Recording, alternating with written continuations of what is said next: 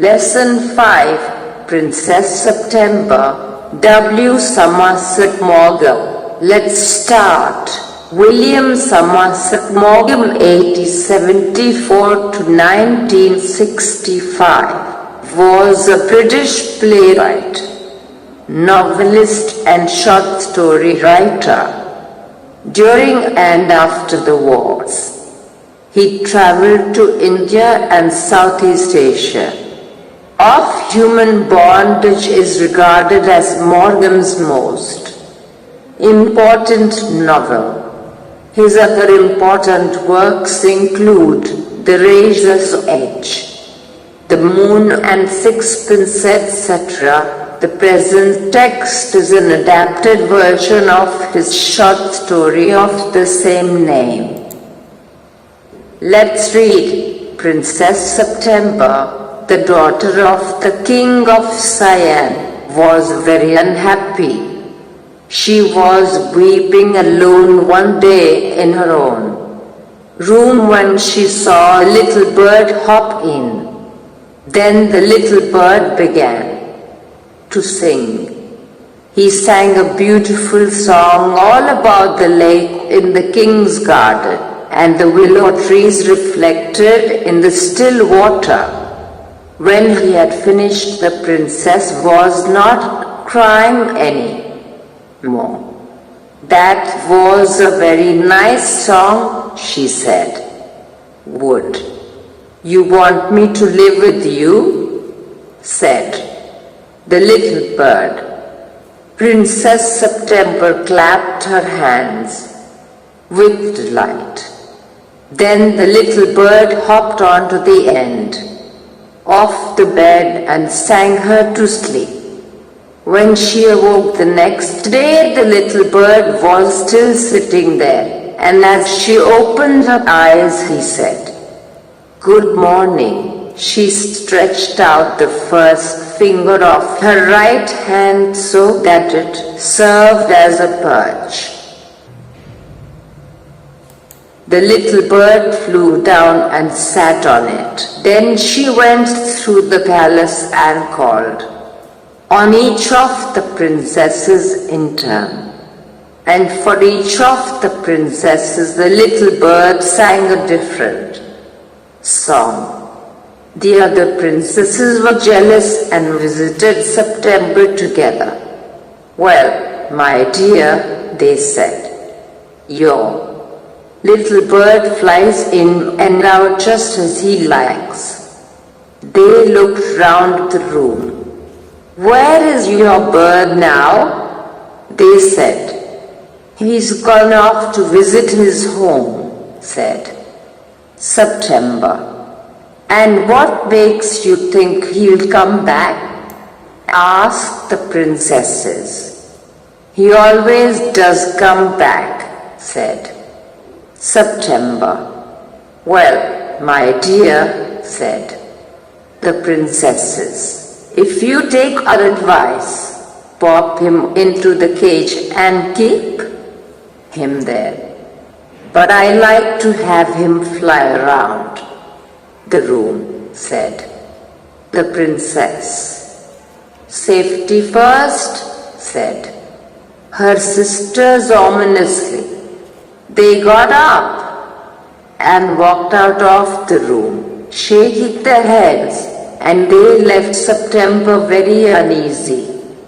It seemed to her that the little bird was away a long time, and she could not think what he was doing. He might forget her, or he might take a fancy to someone else. Let's continue. Suddenly, September heard a great tweet just behind her ear. The bird had come in quietly. September felt her heart go thump-thump against her chest, and she made up her mind to take no more risks. She put up her hand and took hold of the bird. The bird was quite used to this, so he suspected nothing. He was surprised when she carried him to the cage, put him in, and shut the door on him. He hopped up on the ivory perch and said, "What is wrong?" September said, "Some of Mama's cats are prowling about tonight, and I think you are much safer out here." "Well, just for this once, I don't mind," said the little bird, "so long as you let me out in the morning." He ate a very good supper and began to sing. But in the middle of his song he stopped. "I don't know what the matter with me is," he said, "but I don't feel like singing tonight." "Very well," said September, "go to sleep instead." So he put his head under his wing and in a minute was fast asleep. September went to sleep too, but when the dawn broke she was awakened by the little bird calling her at the top of his voice. "Wake up, wake up," he said. "Open the door of this cage and let me out. I want to have a good fly while the dew is still wet on the ground." "You are much better off where you are," said September. "You have a beautiful golden cage."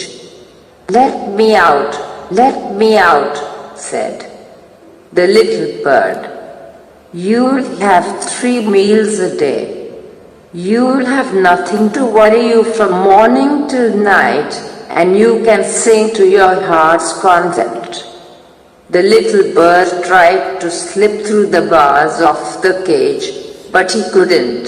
He beat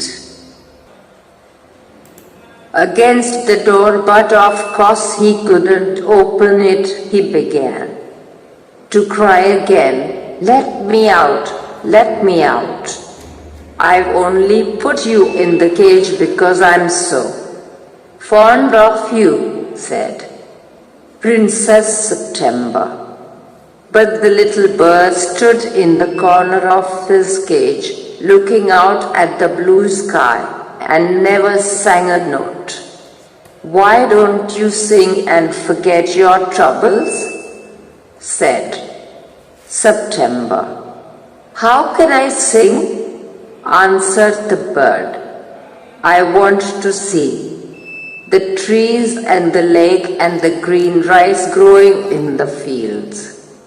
"If that's all you want, I'll take you for a walk," said September.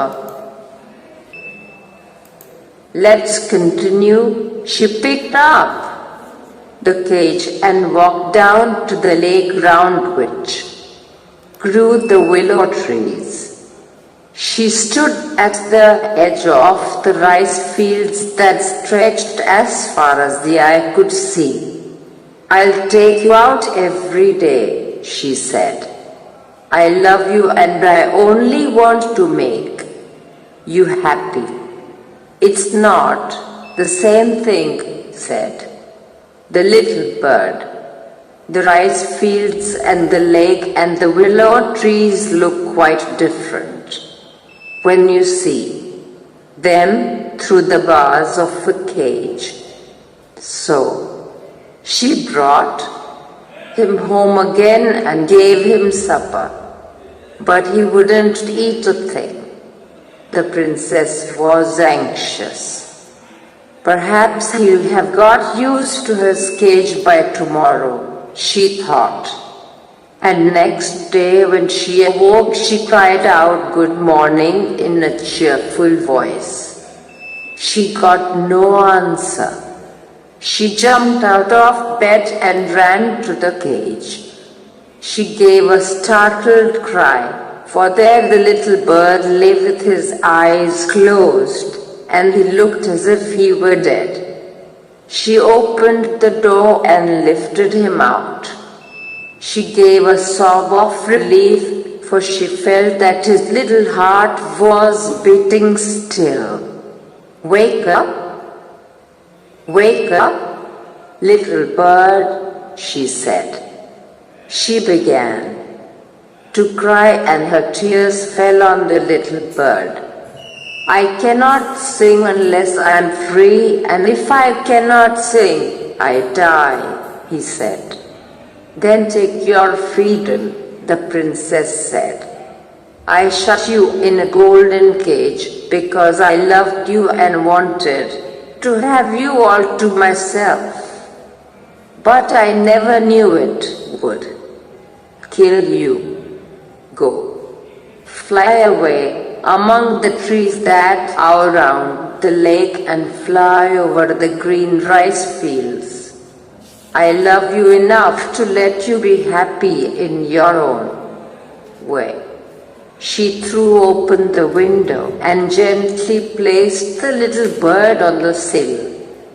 "I will come because I love you, little princess," said the bird, "and I will sing you the loveliest songs I know.